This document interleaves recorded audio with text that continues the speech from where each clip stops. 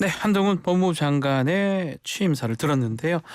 딸 허위 스펙 논란에도 불구하고 어제 윤석열 대통령의 임명 강행에 이어 취임식까지 그야말로 속전속결로 이루어졌습니다. 민주당은 협치를 강조하더니 독선이라며 반발을 했는데요. 아직 한덕수 국무총리 후보자에 대한 인선 절차도 남아 있는데 또 인준 표결에도 영향을 줄 것 같습니다. 국회 법사위 소속 김남국 민주당 의원 연결해서 입장을 들어보겠습니다. 의원님 안녕하십니까? 네, 안녕하세요. 안산 단원을 김남국입니다. 의원님은 바쁘신 것 같아요. 어제 광주에 계신 거 지금도 광주에 계시는 건가요? 아닙니다. 어제 광주 5.18 참배와 전야제 참석을 위해서 광주에 내려갔었고요. 예. 또 오늘은 이제 또 지역 선거 운동을 위해서 다시 새벽에 올라왔습니다. 지금은 안산 쪽에 계시는 네, 겁니까? 안산입니다.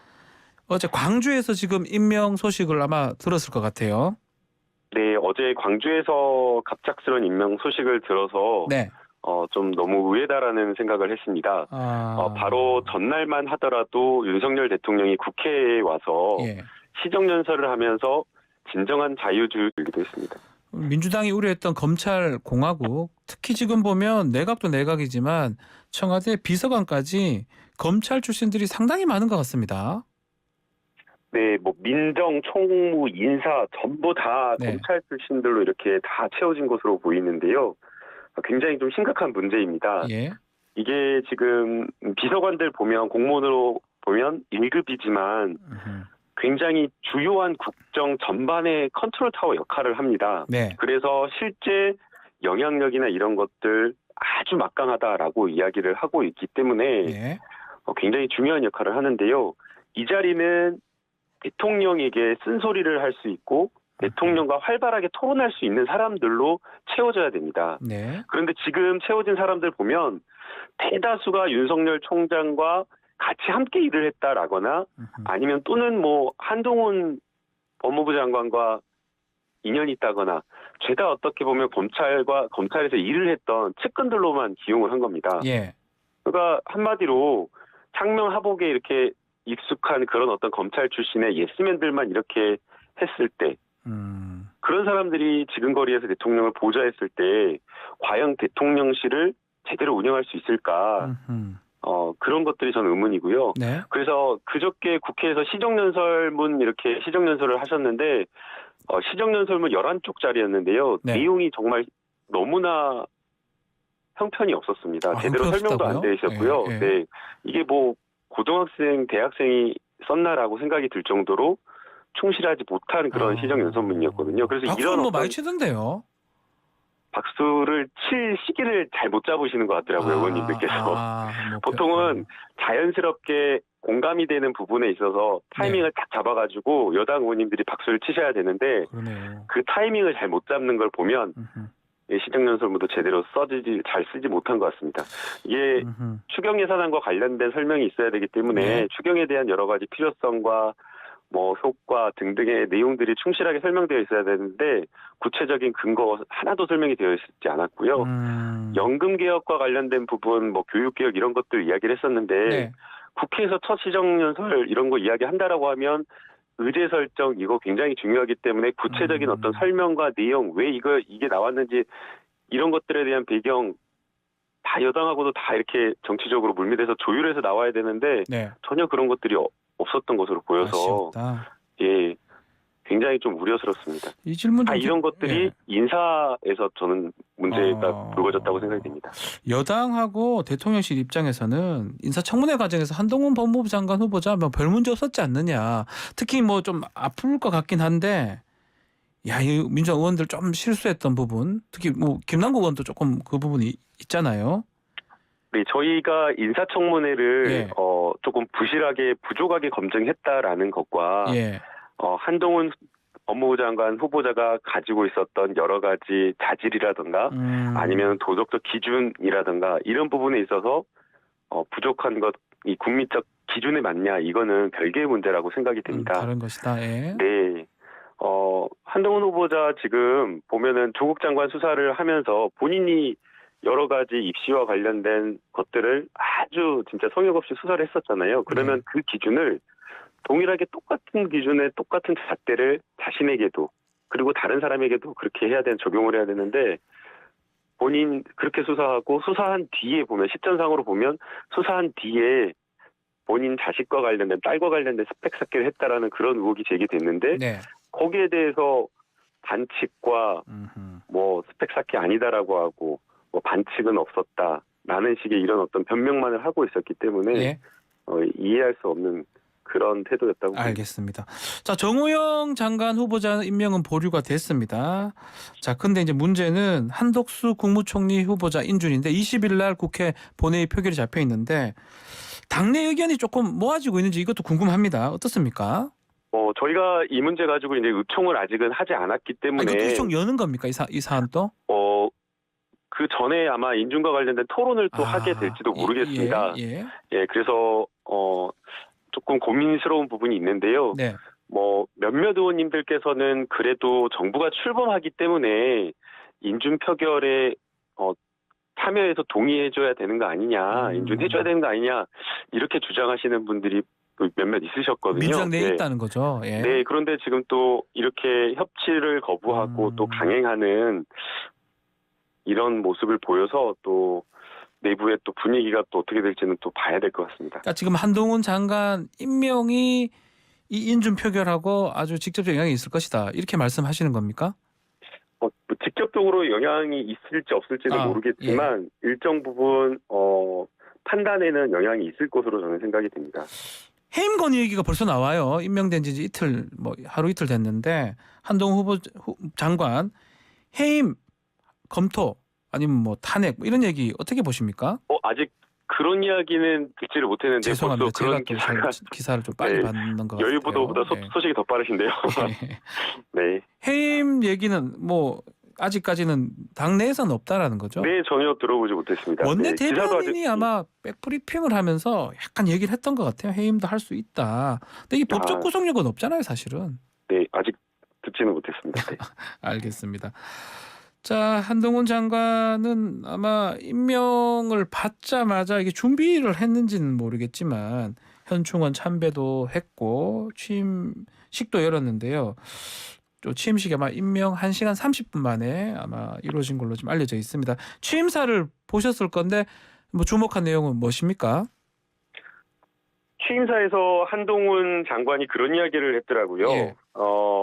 진짜 검찰개혁 이야기를 하면서 진짜 검찰개혁은 사회적 강자에 대해서 엄정한 수사를 할 수 있는 공정한 시스템을 만드는 것이다 라는 이야기를 하더라고요. 네.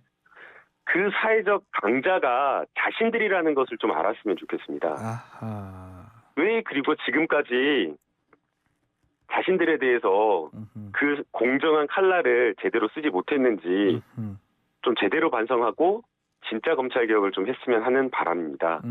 윤석열 검찰총장 이미 징계소송에서 1심 패소 판결 받았습니다. 예. 그 1심 징계소송 핵심 내용은 채널A 사건과 관련되어서 수사와 감찰을 방해했다라는 겁니다. 예. 중대한 비위행위고 정직 2개월 이거 양형에 비추어 보면 현저하게 낮다라는 것이 법원의 판단이었습니다. 예. 본인 측근과 관련되어서는 다 감싼 거잖아요. 그리고 그것뿐만 아니라 검찰의 여러 가지 비위와 관련되어서는 제대로 수사도 안 되고 모든 것들 다 가려지고 검찰과 관련된 기소율은 1% 미만이고 또 언론에서 여러 가지 검찰의 접대 의혹 이런 것들 나오더라도 수사도 안 하고 국회 국정감사와 언론에서 여러 차례 비판을 해서 아주 나중에 이렇게 해가지고 해도 결국에는 뭐 이상한 계산법을 해가지고 김영란법 기소도 안 하고 이런 식으로 해서 빠져나갔던 것이 그 말씀이시죠? 네, 다 기억을 하실 겁니다. 예. 그게 검찰인데 본인들이 사회적 강자라는 것에 대한 인식은 없고 선별적으로 그냥 자기들이 필요한 어떤 수사만 하면서 마치 정의로운 것처럼 그게 마치 검찰의 어떤 수사인 것처럼 이렇게 착각하는 것은 저는 잘못되었다라고 생각이 듭니다. 네. 자, 어제 취임사에서 증권범죄 합수단 다시 출범시키겠다 이렇게 얘기를 했는데요. 추미애 장관이 없앴던 곳이기도 하잖아요. 이건 어떤 의미로 보십니까? 네, 이제 이게 좀 논란이 있는 부분인 것 같습니다. 네. 예, 증권범죄 합수단이 과거에 긍정적으로 기능했던 지점은 여러 가지 어떤 대형 금융 비리 사건과 관련된 수사를 신속하게 수사할 수 있었던 장점이 있었습니다. 네. 그런데 이제 문제는 금융비리와 관련된 여러 가지 수사를 여러 관계기관이 다 증권범죄합수단으로 이쪽으로 와서 수사를 하다 보니까 여러 가지 그 비리와 관련된 그런 관계자들과 유착되기가 쉬웠던 겁니다. 예. 그래서 과거 2016년도였죠. 그때 이 증권범죄 합수단 단장이 금품을 받아가지고 사건 관계인에게 금품 받아서 구속된 일이 있었고요. 예. 그리고 2021년도 라임 사태 핵심 인물이었던 김봉현 씨가 옥중 편지를 통해서 폭로했던 사건도 바로 이 로비했던 사건들, 이 검사들이 특수부 검사들이 바로 이 증권범죄 합수단에 근무했던 사람들 중심입니다.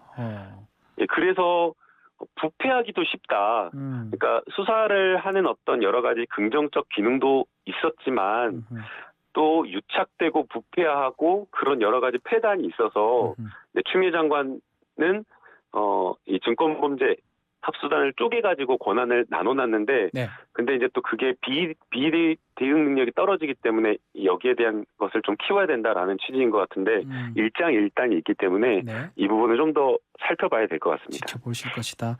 자, 취임사에 검찰개혁도 한 차례 언급이 됐는데 내용이 조금 민주당 쪽하고 생각은 다른 것 같아요.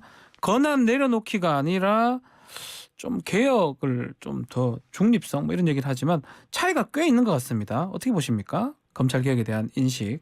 네, 윤석열 대통령은 검찰총장이 아니라 대통령이라는 것을 좀 잘 인식을 했으면 좋겠습니다. 예. 그러니까 본인의 역할이 검찰 권력을 강화시키는 그 검찰 공화국을 부활시키는 것이 본인의 어떤 목표가 되어서는 안 된다라고 생각이 되고요. 네. 정말 대한민국을 잘 살게 하는 그 민생 대통령으로서 역할을 해야 되는데 지금 하는 방향이나 이런 것들을 보면 조금 엉뚱한 방향으로 좀 가고 있다는 생각이 듭니다. 검찰 개혁의 핵심은 결국에는 검찰과 가지는 여러 가지 검찰권을 분산시켜서 검찰 권한을 축소 분산시키고 그리고 검찰권에 대한 민주적 통제를 강화하는 방향으로 가야 됩니다. 네. 그래서 지난 5년 동안 문재인 정부에서 계속 해왔던 것이 수사와 기소 분리를 통해서 검찰권을 견제할 수 있도록 하고 그리고 또 그 검찰 내부에서도 또 통제가 되어야 되기 때문에 감찰에 대한 독립성을 강화하는 방향으로 왔습니다. 네. 그리고 또 무엇보다 또 중요한 게 여러 가지 수사와 기소 그 과정 속에서 내부에서의 어떤 전문가들을 법률 전문가들이라고는 하지만 정관예우 문제 이런 것들도 있을 수 있고 또 투명하게 공개가 되지 않으면 여러 문제가 발생할 수 있기 때문에 네. 사법적 통제도 중요하지만 민주적 통제도 단계마다 강화될 수 있는 방향으로 형사사법 개혁을 계속 해왔는데 에헤. 지금 윤석열 정부에서 하려는 방향은 거꾸로 검찰권을 강화하고 그리고 또 거꾸로 검찰의 독립성과 중립성을 명분으로 해서 오히려 검찰 공화국을 만들려고 하는 건 아닌가라는 생각이 들어서 네. 굉장히 좀 우려스럽습니다. 검찰 인사도 곧 있을 것 같습니다. 윤석열 사단의 복귀 언론은 주목하고 있는데요. 특수통 복귀. 의원님께서는 어떻게 보십니까? 네, 지금 지난 그 한동훈 인사청문회 과정에서 증인의 진술에 의해서 이야기가 나왔던 게 내부 진술에 의해서 나왔던 게 윤석열 사단이 내부에 있다라는 진술이 나왔었고요. 예?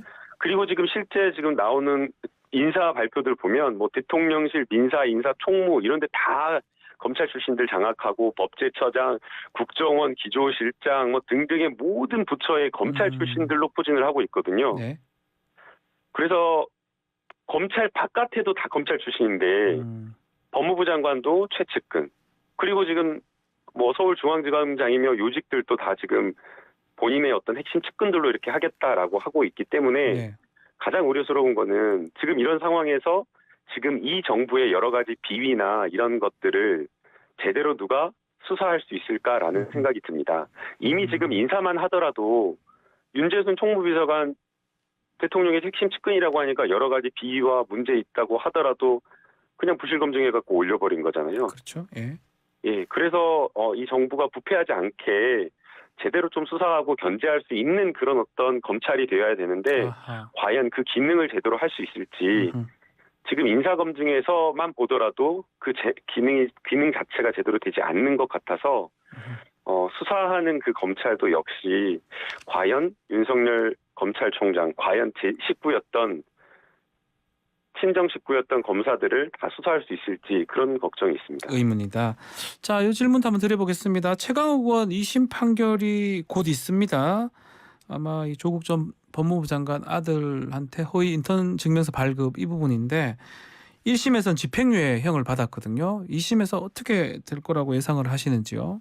아마 내일 판결 선고가 내일입니다. 있는 예, 것으로 맞습니다. 있는데요. 예.